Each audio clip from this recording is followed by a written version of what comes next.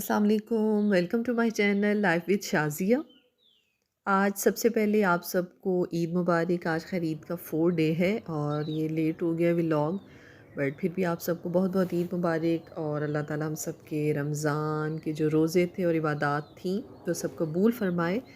ये इस time first day morning थी और आप वेदर चेक करें, बहुत अच्छा वेदर हो रहा था और अल्लाह का शुक्र है कि ईद का डे बहुत अच्छा गुजर गया। मौसम बहुत ज़्यादा अच्छा था और एज़ यूजुअल हमने मीठा बनाया जैसे हर घर में बनता है। ये मैंने चाँद रात को बना लिया था और चाँद रात को बनाने के बाद मैंने मेहंदी लगवाई। मेहंदी लगाने के बाद जो फर्स्ट डे था उसमें मैंने कुछ क्लिप्स शूट किए। हमारे घर में डिनर लंच था सॉरी, तो मैंने कुछ खाना वगैरह प्रिपेयर किया।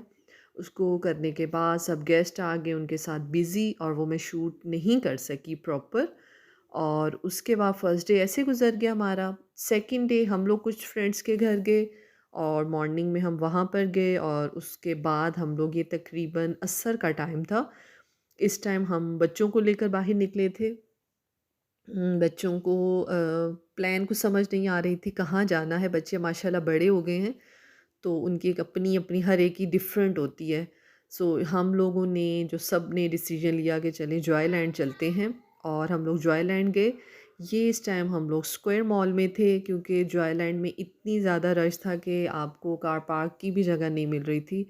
सो हम लोगों ने यहाँ पर स्क्वायर मॉल में हमने कार पार्क की और जब हम एंटर हुए तो बच्चों को जो थी वो भूख लग गई। सो हम लोगों ने नाश्ता किया हुआ था। नाश्ते के बाद फिर यहाँ से बहुत लाइट सा बच्चों ने लिया। जितनी देर उनका ऑर्डर हो रहा था हमने कुछ क्लिप्स शूट कर लिए और बहुत ज़्यादा रश था। और कुछ हद तक अच्छा भी होता है आपका निकलना, बट कुछ तक ये है कि इतने ज़्यादा रश में आप एंजॉय नहीं करते, बल्कि बहुत ज़्यादा रश हो जाता है। वो उस तरह जैसे प्रॉपर बच्चे एंजॉय करना चाहते हैं वो नहीं कर सकते। सो स्क्वायर मॉल के बाद हम लोग ये जॉयलैंड पहुंच गए। बहुत लंबी लाइन थी टिकट्स की। टिकट्स के बाद बच्चों ने बैंड्स लिए और उसके बाद ये इन्होंने, बड़े बच्चे माशाल्लाह बड़े हो गए, उन्होंने ख़ुद से एंजॉय किया। ये मुज्तबा के कुछ क्लिप्स हैं यहाँ पर। मुज्तबा को हमें उसको ज़रा टाइम देना होता है। ये आप रश देखें, बहुत ज़्यादा रश था, लेकिन खैर ये बच्चों की ज़रा ज़िद होती है कहीं पर निकलें, सो उसके लिए हमें निकलना पड़ा। और ये डिफ़रेंट तरह के जो थे झूले थे वो सब एंजॉय किए, बच्चों ने एंजॉय किए।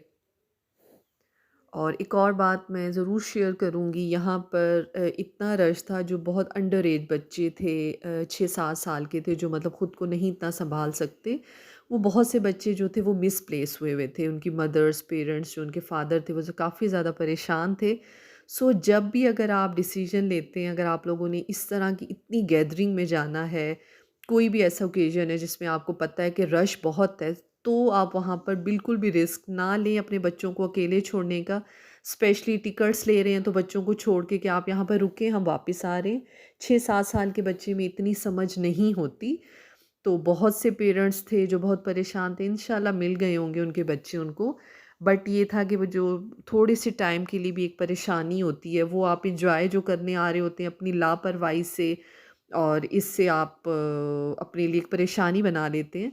सो अगर 2 लोग हैं या अगर ज़्यादा लोग हैं तो एक हमेशा बच्चे के साथ ज़रूर खड़ा रहे और उसके बाद एक जो है वो टिकट ले ले। इतना ज़्यादा बच्चों को इस तरह की प्लेस में अकेले ना छोड़ें। ये एक मैंने वहाँ जाकर फ़ील किया और मेरा बड़ा मतलब एक्साइटमेंट के साथ-साथ दिल परेशान भी, और बहुत सी मदर्स बहुत ज़्यादा परेशान थी कि उनके बच्चे मिल ही नहीं रहे थे। सो ये आप लोग ज़रूर ज़रूर इस चीज़ को ख़्याल किया करें बच्चों के लिए जहाँ पर भी जाएँ। और ये भी एक बहुत ज़्यादा ख़तरनाक सा झूला है। इसमें भी लोग बहुत शाउट कर रहे थे, लेकिन ख़ैर बहुत से लोगों को पसंद हैं ऐसी झूले पसंद हैं, सो वो एंजॉय करते हैं ये सब कुछ। और बच्चों ने बहुत ज़्यादा एंजॉय नहीं किया। वो क्यों नहीं किया? क्योंकि रश बहुत ज़्यादा था और इतनी लंबी लाइन के बाद जो था ना उनको मौका मिलता था। जॉयलैंड के बाद हम लोग यहाँ से वॉक करते हुए गए। हमने रास्ते में भी मैं आपको दिखाती जाऊँगी, बहुत ज़्यादा रश था।